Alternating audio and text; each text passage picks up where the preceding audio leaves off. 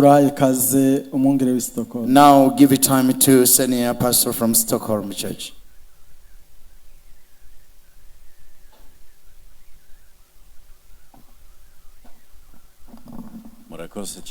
Thank you so much. Now it is time to pray. Utugeze muri wa mwanya wo gusenga Imana. And we have guests from many countries. Murazi ko dufise abashitsi baje bava mu bihugu byinshi. And tonight we're going to pray for those countries. No mugoroba rero tugoma dusengere ivyo bihugu. And we will bless our guests. Kandi dusengere n'abashitsi bacu. So I would like our guest from South Sudan, Sabe abashitsi bacu kuva muri Sudani y'Epfo, James Ladu. Mushike hano James Ladu. Please come. Turabasavye mushike hano.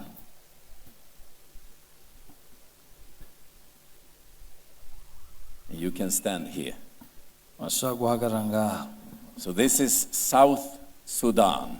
Uyu rero niwe yaje aserukira ishengero ryo muri Sudani y'Epfo. Then I ask our guests from Tanzania. Ndasavye abashitsi bacu baje bava muri Tanzania. Please come.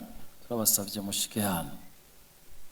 Then I would like to ask for the guests from Uganda. Savye abashitsi baje bava muri Uganda. Please come. Turabasavye mushike hano. Please. Turabasavye muhagarare ngaha. Mwegere hano. Now I ask the guests from Congo. Asavye abashitsi baje bava mu gihugu ca Congo.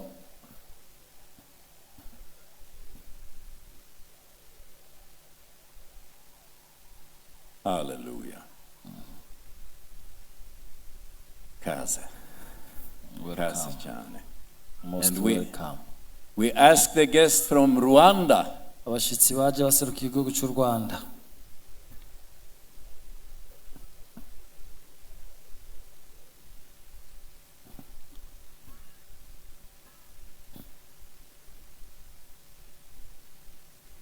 Most welcome. Turabaye kaze cyane. And I ask the guests from Mozambique. Dusabe bari abaje bava muri Mozambique baze.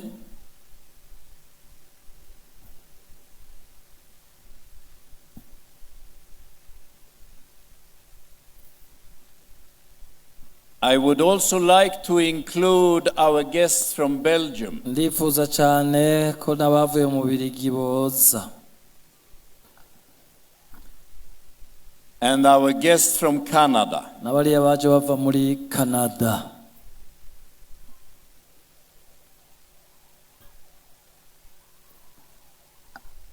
This is our family. Aba tugize umuryango umwe. We're a part of the same family. Turi bamwe. We are so rich. No kuvuga ko Imana yaduhaye ubutunzi. We stand together. Tuhagaze mu kwizera kumwe. We pray together. Turasengeranirana. We struggle together. Kandi niyo turi mu bibazo, tuba turi mu bibazo twese. And now I will ask each and every nation. Agomba mbaze wari we wese muri aba kandi aserukira igihugu cyari cyo cyose ajavamwo. What you want us to pray for. Bega mwifuza ko twobasengera kuvyerekeye iki nuwe mutwaro mufise. Thank you. Murakoze cyane. Maybe a brief background, very fast. Ngerageje kuvuga muri make. I shared with the leadership the other day about our struggle in South Sudan. But I would also wanted to share with you briefly about what is going on. South Sudan got it independent in 1956. After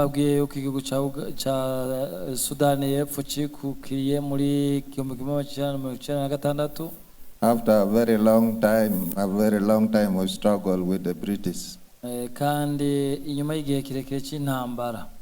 1800s until 1956. Before we could get our independence, inyuma rero yuko turonka imbere yuko turonka ukwikukira South Sudanese realized that they are not going to get anything from that independence. bace bamaze kuronka ukwikukira basanze iyo ntaho yo kwikukira atacibafashije kuko bagumye mu bibazo Because the predominant Arabs in North took over the government. ngo abarabu bari muri Sudani y'uburengero nibo bagombye kuguma batera izo ntambara. So in 1955, muri 1995 the South Sudanese went to fight against the government for their right. haciye hasubira kuba intambara ihuza Sudani y'Epfo n'iya ruguru. And they fought for 17 years. Iyo ntambara yamaze imyaka 17. Until 1972. 1972, when there was a relative peace. 1972. 1972 from 19. muri 72 bari bafise amahoro. That was the year I was born. kandi ico gihe ngo niho uyu mukozi w'Imana yavuka. So and then from 19 there was relative peace, and then from 1983 that peace did not actually solve the problem. Ayo mahoro yaramaze akanya gato gushika muri 1993 nta mahoro basuye kuronka. They went back again to fight. haciye hasubira kuba intambara. Until 2005. gushika mu 2005. When there was peace. aho nabo barasuye kuronka gahengwe baronka amahoro gatoya. In 2011. mu 2011. That was when we became a nation. You became a nation. South Sudan became a separate nation. niho igihugu ca Sudani y'Epfo citandukanye na Sudani ya ruguru kiba igihugu cigenga. So you can see almost all our lives. My grandfathers were in war, my fathers were in war, and even some of us, myself, I was born in war. Murabona yuko ubuzima bwacu bugizwe n'intambara gusa twabaye mu ntambara basogokuruza bakuriye mu ntambara badata bakuriye mu ntambara natwebwe turacari mu ntambara. We have not realized any peace in South Sudan. nta kintu twovuga ngo turazi ku vyerekeye amahoro ingena amahoro ameze muri Sudani y'Epfo. And because of time, kubera dufite akanya gato, I want you to pray for us. nagomba ndabasabe mudusengere. Pray for the peace of South Sudan. musengere igihugu ca Sudani y'Epfo kironka amahoro. It's like next year we are going to have election. Mwaka uza tuzoronka amatora, tuzadusa amatora. Pray for the peaceful election. Mudusabire kugira ngo ayo matora azobe mu mahoro n'umutekano. Because we are worried that that election, if it is not peaceful, is going to bring another war. Kuko turafise ubwoba ko kumbure mu gihe amatora atogenda neza canke ntabe mu mahoro vyotuma intambara ahubwo zongerekana. Then pray for us as a church. Mudusengere nk'ishengero ry'Imana riri hariya. Because we are trying our best to advance the gospel of Jesus. Ubwo turiko turagerageza no mu bihe nk'ivyo nyene gushishikara gukwiragiza ijambo ry'Imana. Under difficult circumstances. Kandi tubikora mu bihe bigumye cyane. Pray for the grace of God. Turabasavye mudusengere ubuntu bw'Imana bube kuri twebwe. And pray for the revival of the church. Kandi musengere ishengero rya hariya kugira ngo ribone umuvyuro ribe mu muvyuro. I think these ones are enough. Nibaza ko ivyo mvuze byoba bikwiye. Thank you. Now we remember South Sudan. Ubu rero muraza kwibuka ico musengera kuri Sudani y'Epfo. Tanzania. Igihugu cha Tanzania nacho. Naomba maombi kwa ajili ya nchi yetu ya Tanzania. Turabasavye musengere igihugu cacu cha Tanzania. Amani na utulivu. Ko twoshishikara kuba mu mahoro n'umutekano. La pili, kuombea kanisa la Tanzania, nguvu ya Mungu pamoja na mshikamano. Musengere ishengero ry'Tanzania kugira ngo ribe mu bumwe kandi rigume riri hamwe. La tatu, cha gatatu, waombea watumishi wa Mungu waweze kuishi kufuatana na neno la Mungu. Musengere abakozi b'Imana b'Tanzania kugira ngo babeho ubuzima bujanye no kwijambo ry'Imana rivuga. Asante. Murakoze. Now we remember Tanzania. Ndizigira ko muza kwibuka igihugu ca Tanzania. Uganda. Muri Uganda. Thank you very much. Murakoze cyane gose. Let's pray for Uganda. Tabasavye musengere igihugu ca Uganda. One, spiritual unity. Kugira ngo tube umwe. Among the top leadership, then down. Umuburongozi kuva mu burongozi bukuru gushika because hasi we have a national structure and bottom up. kuko dufise ingene ibintu vyubatse kuva hejuru gushika hasi. Secondly, kigira kabiri let's pray also for resource mobilization. mudusengere turonke uburyo, Because what you have did here in Kayogoro, kuko ivyo mwakoze hano mu it has Kayogoro moved our heart, the team coming from Kampala. vyadukanguye vyanyigangije That the umutima resource wacu, came from you. kandi twumvise ko ari mwe mu I vyikorera. respect and I honor that one. You say? I respect and I honor that. We honor that. Ibi bintu mwakoze nubashe cyane kandi nabubahirije. Finally, Icyanyuma let's pray for our nation as Uganda. turasavye musengere igihugu cacu There ca are so many Uganda. rebels activities that are coming from our neighboring countries. Rebels activities, ADF. Hariho umugwi witwa ukitera igihugu ca Uganda, umengo witwa RDF. Mwosenga Imana kugira baronka amahoro. They have burnt our children in Kasese. Barigeze guturira abana ahantu bita Kasese. And we don't want that. Ivyo rero ntidukeneye ko vyogaruka. Icyanyuma Let's pray for financial stability in Uganda. dusabira igihugu ca Uganda kugira ngo kironke ubutunzi bwo kukibeshaho, kironke gutekana, ico twita stabilite. Now we remember Uganda, Ndizigira ko muza kwibuka gusengera igihugu ca Uganda, Congo. igihugu ca Kongo. Kwa nchi yetu Kongo,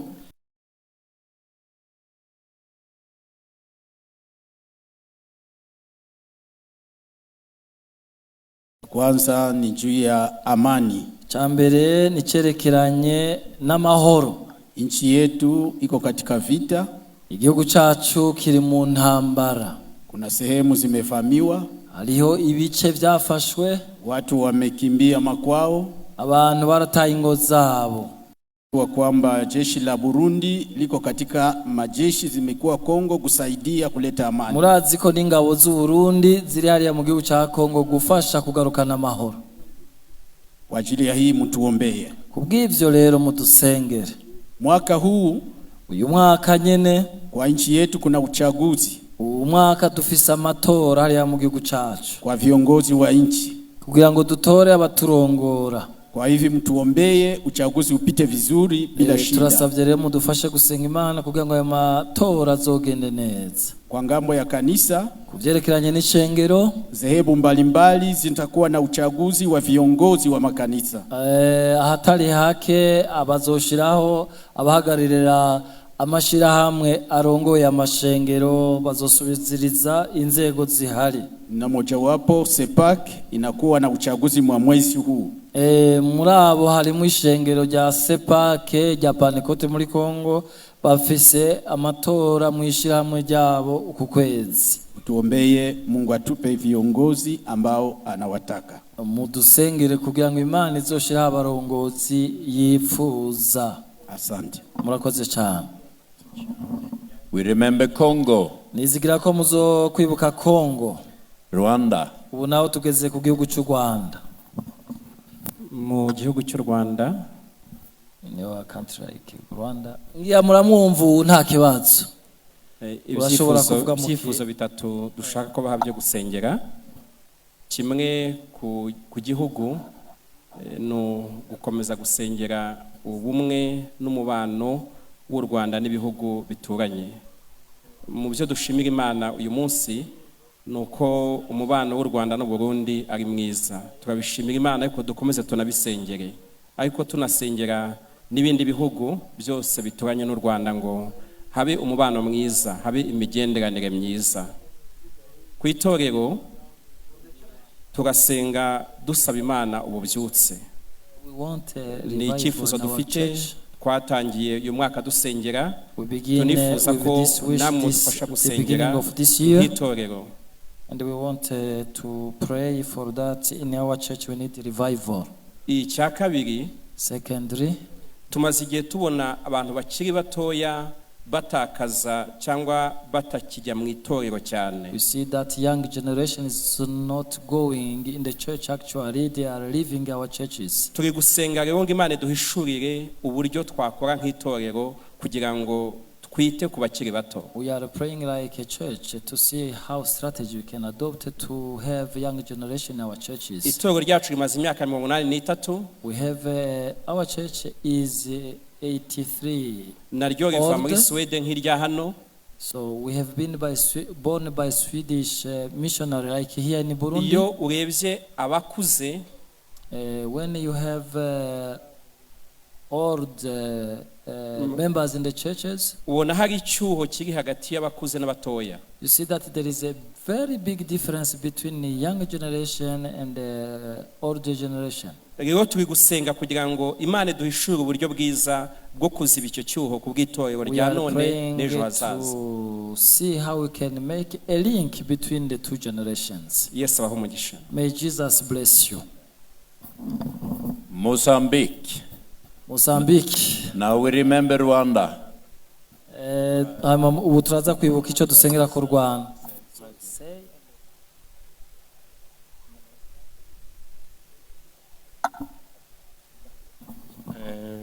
Em primeiro lugar, agradecer este momento.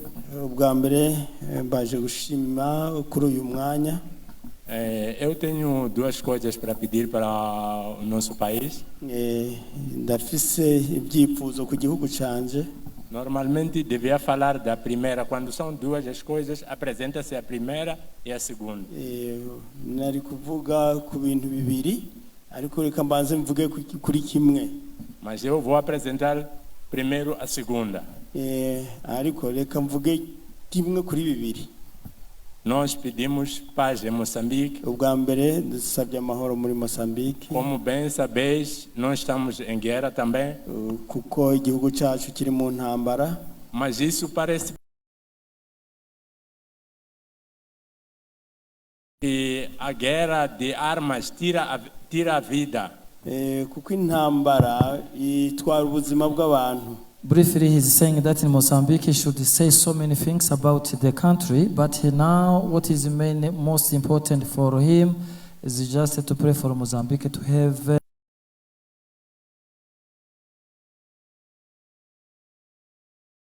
que a arma tira.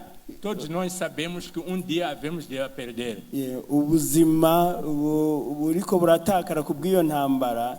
N'ubuzima umengo cyari ikintu gito gishobora guhera n'ingoga. Existe uma guerra terrível em Moçambique. The origin of the war is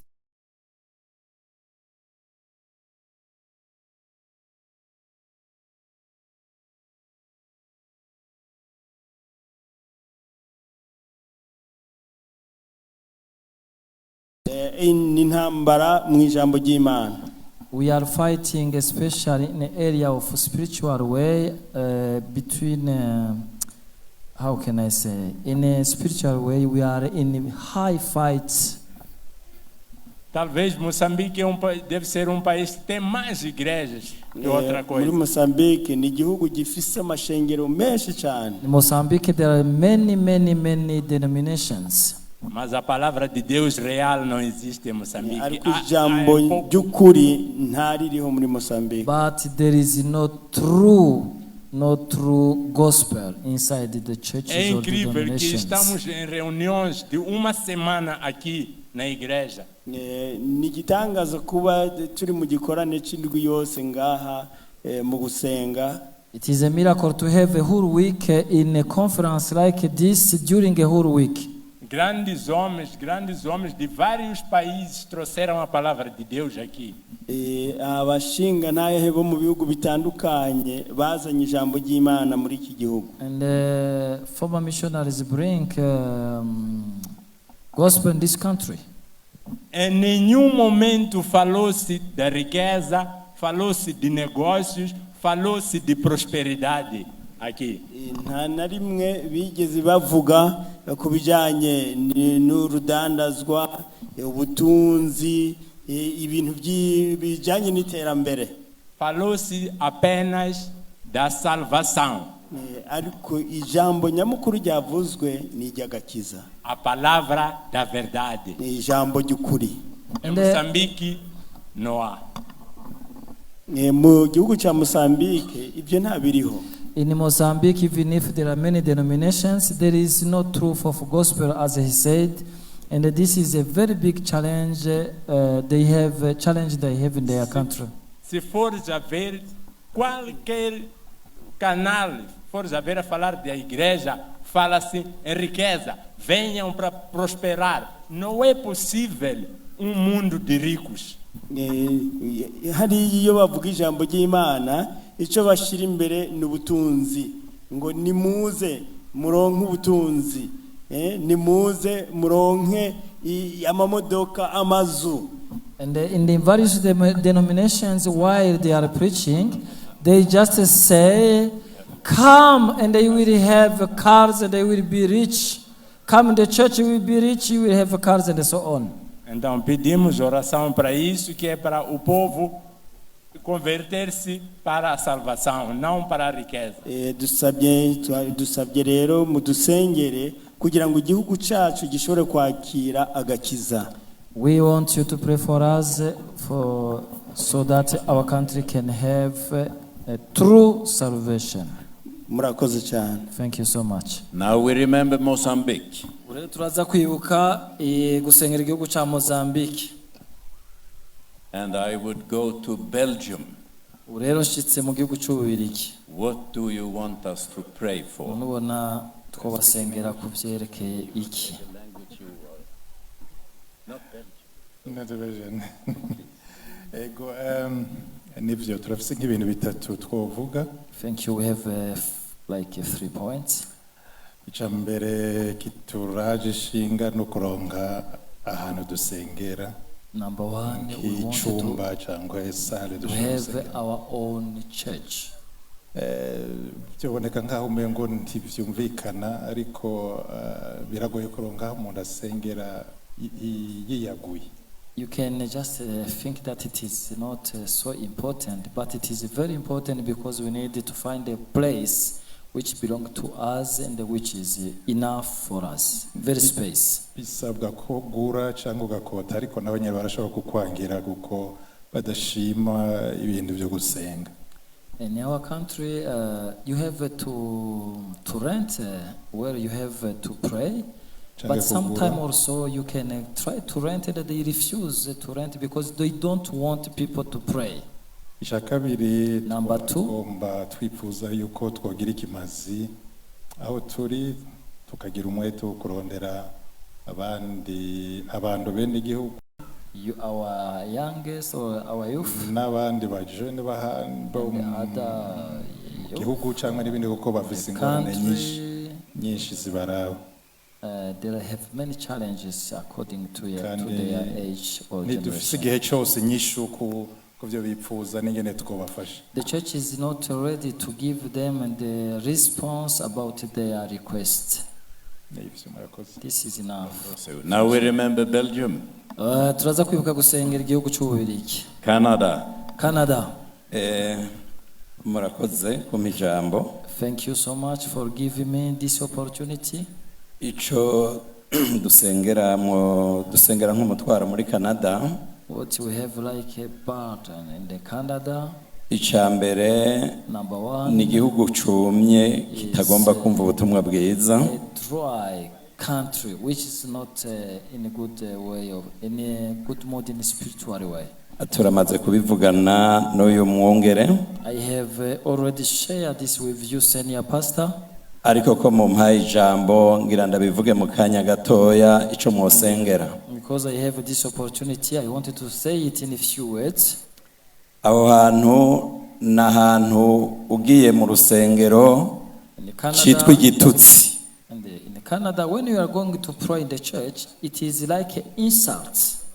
Abantu bakiri bato, abari hagati, abakuze, young generation, middle age and old people. Ku munsi w'Imana niwo munsi bakora ko ibindi bikorwa byabo bya misi yose.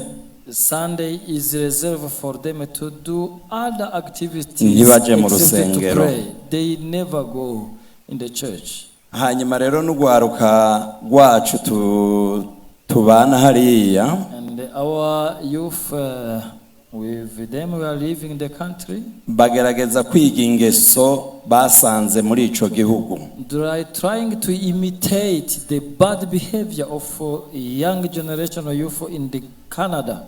Twaragerageje kugenda turavuga ubutumwa ku muntu umwe Through with a grace that we got for reaching them. baraza umwaka hashika mugabo ntagaruke. They came sometime and they are in the Abone church. abaze kuhaza kabiri.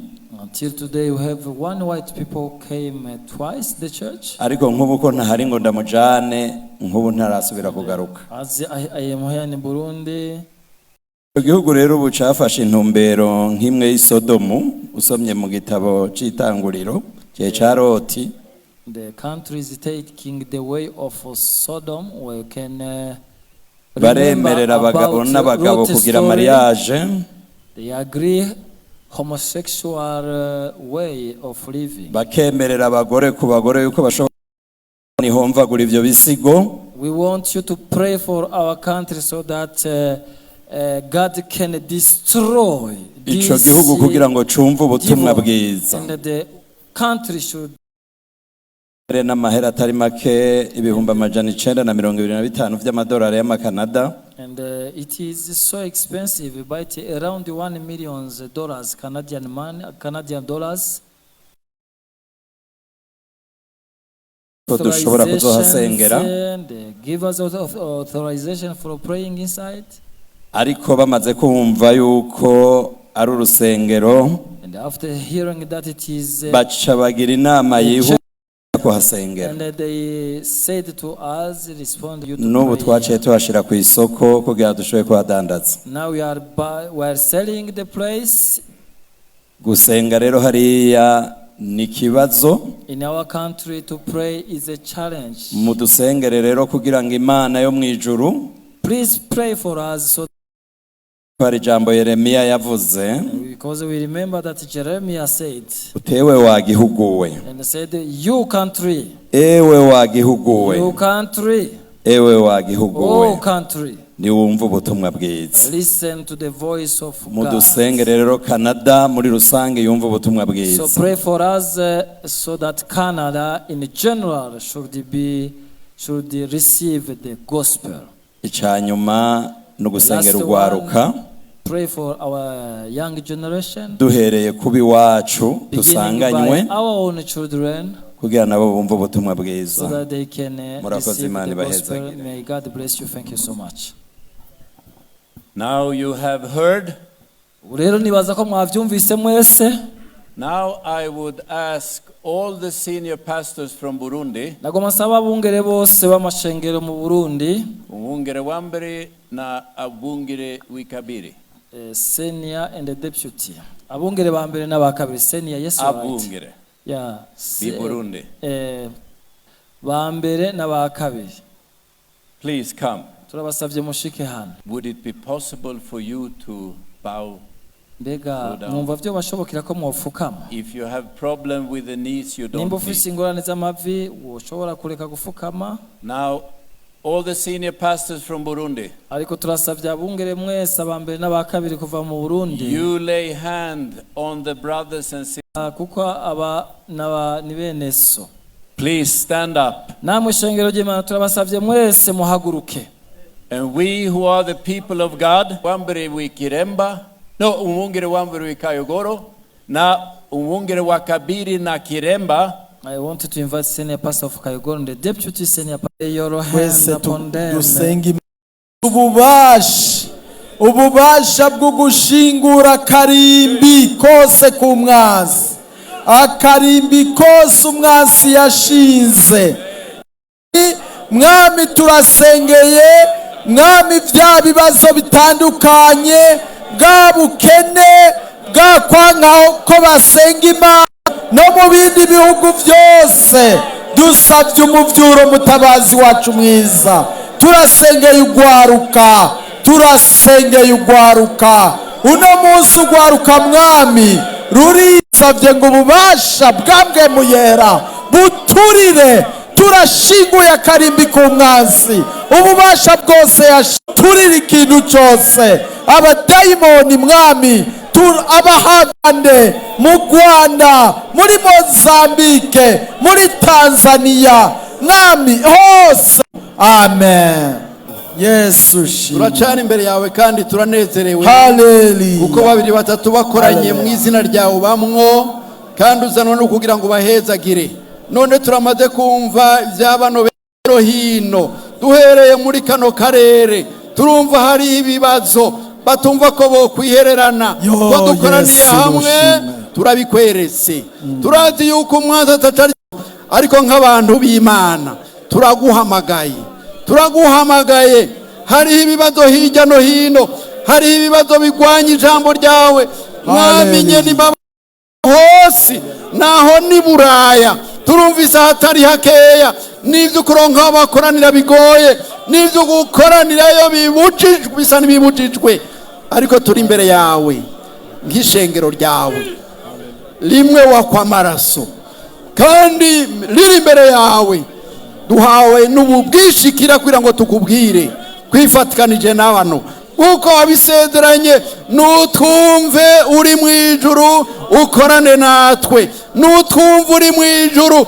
bari hano tumaranye ibihe babona ibiriko birakogwa none ugurura hirya no hino aho hose hasa nahugaye aho hose bataye kumva ijambo ryawe bakabigira bitoya mu minsi y'iherezo turimwo turakwinginze ngo utugendere ubagendere ukora ibitangaza abatanguye kuryigiza kure basubize mu mutima wundi ukurondera Imana mwami nyene imbabazi nyene amahoro kuko umwansi arabona yuko igihe ciwe kiriho hasi hejuru ngo aburabuze ariko turahagaze kuko nawe uri kurakora muri bino bihe kugira ngo ukangure ishengero ryawe muri ivyo bihugu vyabo hariho naho twumvise hari intambara Mana hagarika mu izina rya Yesu n'ivyo navyo umwansi arabikorera ko kuko hariho abafa batarakubona batarakumva turasavye ngo tubashikirize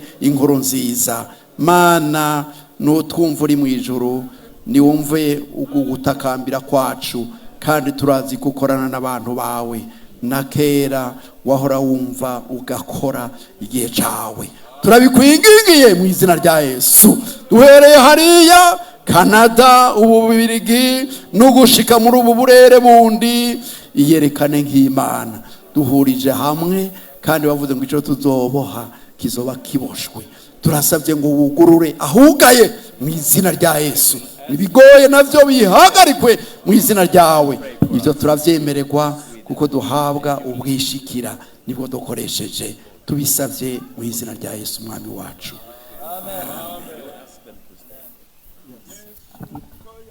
ejo nanone ni mugumaha ariko ni you stay here. You can stand up. Stand up please. Stand up please. Stand up.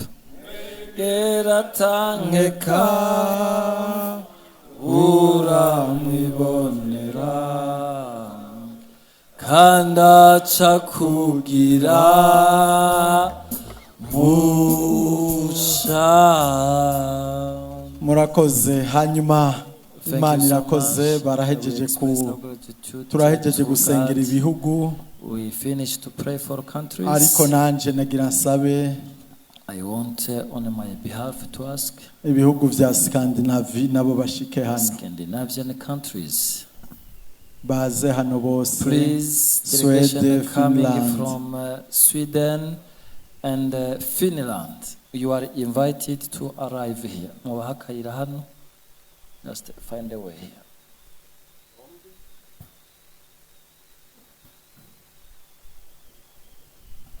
Murakoze cyane mbeshengero ry'Imana ibihugu natwe tubisengere ego tugira tubisengere ibi bihugu kandi ego nabo tugira tubasabe batubwire ivyo dusengera kandi dutegwe iteka natwe kubasengera is saying like this, it is your opportunity now. If you have something like a button, you can share with us so that we can pray for you. We love Sweden. Turakunda Swede. We love the Swedish culture. Turakunda kandi nibikorwa cyangwa umuco wo muri Swede. We love the Swedish people. Turakunda abasweda. We love the Swedish weather. Turakunda akayaga ko muri Swede. We need one thing. Ariko hari ikintu kimwe dukeneye.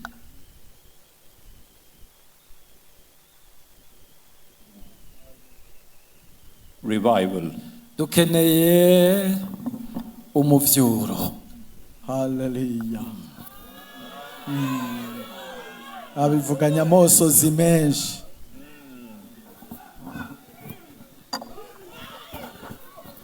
Finland is very much like Sweden. Igihugu ca Finland ni igihugu giteye imbere nk'igihugu ca Swede. We used to be a Christian country. Muri kahise twari igihugu cyuzuyemo abakristo. We have many churches. Twari dufise amashengero menshi cyane. But so many of them are empty. Ubu rero amashengero hariya menshi muri ayo asigaye agaragara. And we pray turiko turasenga Imana for revival. Dusaba umuvyuro. We have so many good things in the Scandinavian Dufise ibintu byinshi byiza muri biya bihugu byacu. We have wealth. Dufise ubuzima bwiza. And in all kind of service we are very happy people. Mu bintu bidukikije ibikorwa dukenera bya misi yo mu kubaho tubayeho neza nta kibazo dufise. But as Nicholas said, we are spiritually poor. Ariko nkuko mungere Nicholas avuze mu buryo bw'imwemo turabakene banyuma. And we can see we have many good churches that really brings life to people. Turabona yuko hari amashengero in Burundi. But we need more.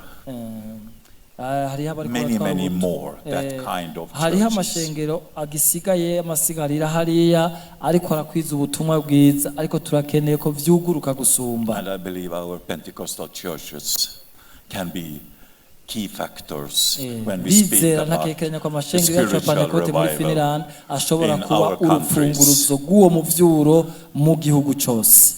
Pray with us. Mudusengere cyane. Mudusenge. Tugira dusenge. Abungere ba mbere mu bakikuze. Mu barambike kw'ibiganza. Abandi mu bakikuze. Shengero ry'Imana. Musenga n'umubabaro imbere y'Imana. We wanted to pray with this deep sorrow in our hearts. Baratubwiye bati dukeneye umuvyuro. So they open their heart for us. Dusenga Imana. Raise your hand and we pray for them. Send your pastors surround them. Mu bubirigi n'ahandi mwese mugorora ibiganza dusenga. And the others lay your hand upon them. Ibiganza tubarambike kw'ibiganza. We wanted to pray for them. Dusenga Imana. And pray for them. Hallelujah. Mana data wa twese uri mwijuru. Mana data wa twese uri mwijuru. Almighty God in heaven. Turambise ibiganza we lay our hand for our brothers and sisters. Amosozi bavuganye wayabonye. They are crying. Mwami turatakambye imbere y'ibirenge byawe. We are coming to you, crying to you. We say right now, may the heaven be open. Kumubasha umuvyuro. Send your revival. Kumwe waba i Yerusalemu. Send your revival. Kumwe waba muri Amerika. Send kumwe waba muri Afrika. Cyagihe batuzanira ubutumwa bwiza. Tubarambise mwama amajambo yacu. Hanyuma mwe muyera yuruke. Urakoze igitangaza mwami. Urakoze igitangaza. Mwami turasabye ngo wibuke. Urakoze kuri Imana. Hallelujah. Tubisabye mu izina ryawe. We pray it in the name of Jesus. Turagushima mu izina rya Yesu. The name of Jesus. Imana y'amaho, uri Imana ikora ibikomeye, uri Imana iganza amahanga, uri Imana iganza byose, urahamagariye shengero ubushobozi n'ububasha, uganza imitima y'abaganza bose, abahambaye n'aboroshe, abera n'abirabura, bose bari mu kuboko kwawe, bahamagare binjire, amashengero agaruke barumvise amashengero yuzuye none barasubiye inyuma umuriro warazimye umuriro niwongere wake ubushobozi bw'Imana bwake hirya no hino Mana muzanivanira hose bakizwe bongeye twumve raporo ko abantu bakijijwe kw'ishengero ryagwiriye hose izina ryawe rishimwe kandi ugiye kubikora urakoze Mana kuri iyi Mana idahinduka na gatoya urakoze kuduhezagiye ibyo dusabye bitubereko kandi urabyumvise Mana uzobidukore tugushime urakoze ko imese gusenga kwacu mu izina rya Yesu our prayer we pray in the name of Jesus amen amen. Shetani zimeshindwa, nguvu za shetani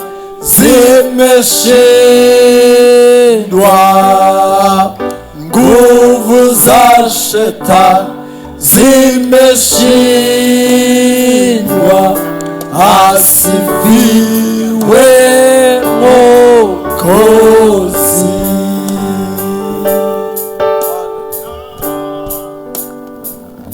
Murakose cyane.